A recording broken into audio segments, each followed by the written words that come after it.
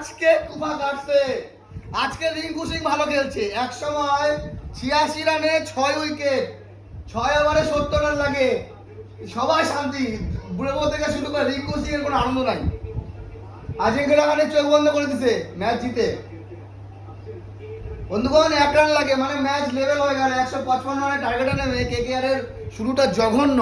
Ajinkya রাহানের 0 run, team শেফার্ডের 0 run, তারপরে comeback করলো। অনুকূল রয় ভালো খেলেছে আর রিঙ্কু সিং ভালো খেলেছে। রিঙ্কু সিং 50 করে কিনা দেখার বিষয়।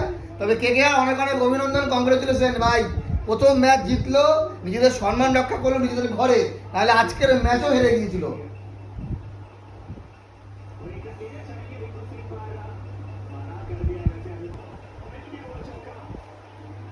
6 মারি দিছে।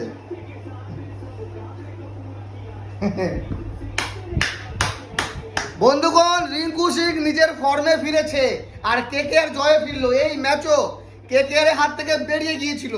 6 উইকেট 86 রানে সেখান থেকে কামব্যাক আর রিঙ্কু সিং 50 করলো। এবার যে আনন্দ করছে কেকেআর, মনে হচ্ছে যেন প্লে অফে পৌঁছে গেছে। চিন্তা করেন, দেখেন সবাই দৌড়ে এসে এসে রিঙ্কু সিংকে জড়িয়ে ধরছে, মানে একটা মাত্র ম্যাচ জয়ের জন্য।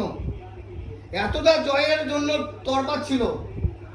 তো 76 রানের পার্টনারশিপ, মাত্র 42 বলে অনুকূল রয় ভালো খেলেছে, রিঙ্কু সিং ভালো খেলেছে। এবার আপনাদের মতামত জানাবেন আজকের ম্যাচের প্লেয়ার অফ দ্য ম্যাচকে, রিঙ্কু সিং নাকি বরুণ চক্রবর্তী। বরুণ চক্রবর্তী 3 উইকেট নিয়েছে 14 রান দিয়ে 4 ওভারে, আর রিঙ্কু সিং 50 করে ফিনিশ করলো, ম্যাচ জেতালো। তো অল দ্য বেস্ট কেকেআর। এখান থেকে সুপার 4-এ তো যেতে পারবো না, কিন্তু একটা দুটো ম্যাচ জিতে নিজের সম্মান যে রক্ষা করা যেতে পারে, এতটুকুই দেখার বিষয়।